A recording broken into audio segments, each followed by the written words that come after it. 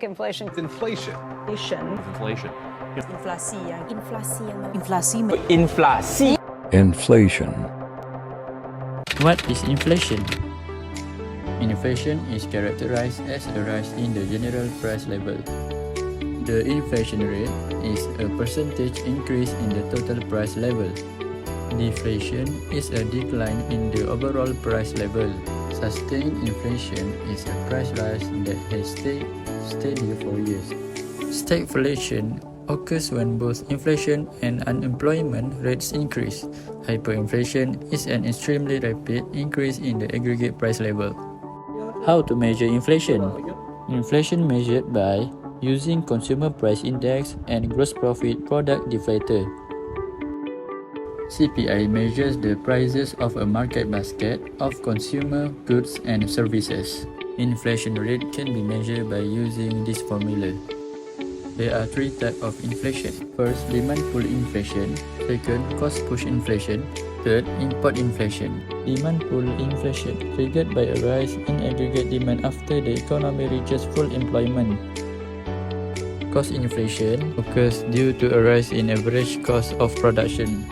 Import inflation caused by the rise of imported product prices. Does inflation affect the Malaysian economy? For some of the food commodity essentials, so that has helped. So inflation remained quite low for Malaysia. Inflation in Malaysia last month recorded 2.2%. So that's still good, and our monetary policy continues to be accommodative. Effect of inflation in Malaysia. First, affects consumer purchasing power. Lost purchasing power. The most obvious impact of inflation is the loss of purchasing power.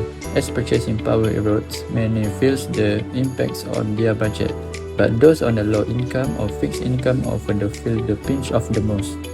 To solve this problem, the government needs to address sufficient food supplies, broader and more direct channels from producer to consumers, and orderly implementation of subsidy reform. Second effect is high inflation in biggest risk to Malaysia economy. RAM senior economist and co-head of economic research Woon Khai Giat noted that downside risk has become more prominent as all-time high inflation puts brakes on global growth. Ahead. The biggest headwind is the inflation. We're seeing the geopolitics, what's happening. We're seeing the disruption in the supply chain. Of course, Malaysia and China. China is our biggest trading partner, and we've seen the effects of the lockdown. There still continue to be very stringent measures against COVID-19 there in China, and that has an impact to Malaysia. And finally, I think for Malaysia as well, we are facing various challenges. Third, higher prices for everything.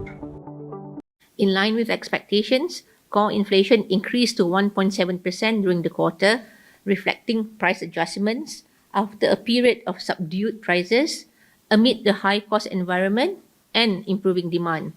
When everything is more expensive, wallets are pinched. After all, it's impossible to go without the basics such as food or electricity.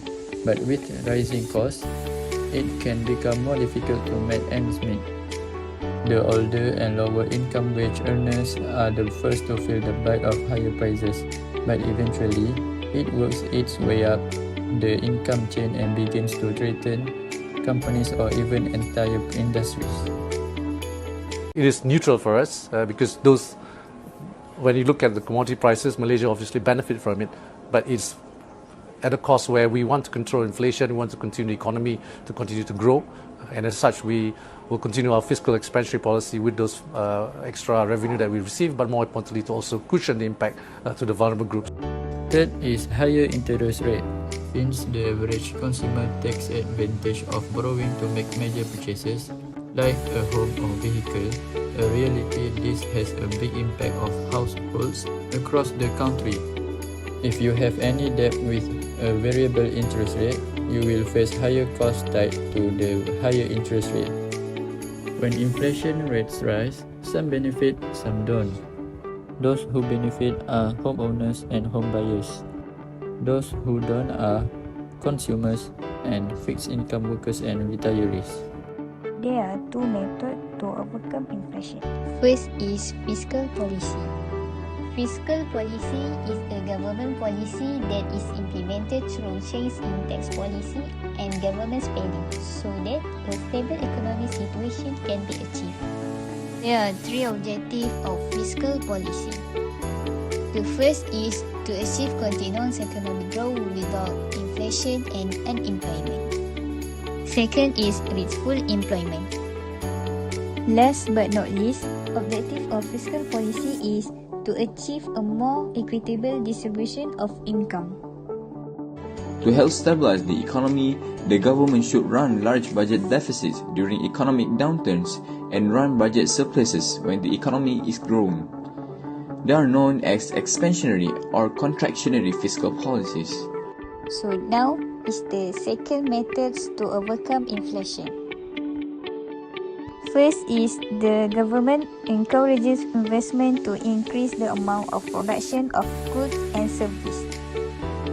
The government also gives subsidies to producers so that there is no increase in production costs.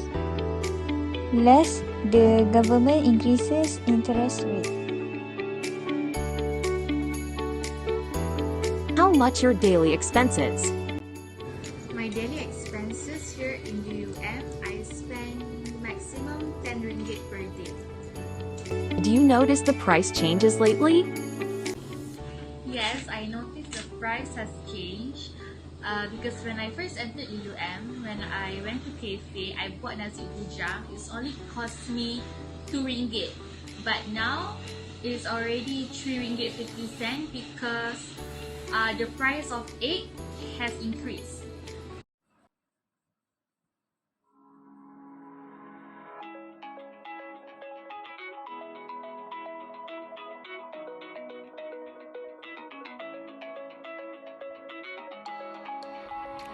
According to the graph, Malaysian inflation rate in 2018 was 0.88%, a 2.99% decrease from 2017. Following that, the 2019 inflation rate was 0.66%, representing a 0.22% decrease from the previous year. In contrast, Malaysia's inflation rate for 2020 was negative 1.14%, a 1.8% decrease from 2019. Last but not least, Malaysia's inflation rate for 2021 was 2.48%, a 3.60% increase over 2020. A little inflation is good, but too much can hurt markets. Like almost everything else, inflation is good in moderation. Although a low level of inflation is often good for an economy, high level of inflation can make life more difficult for many.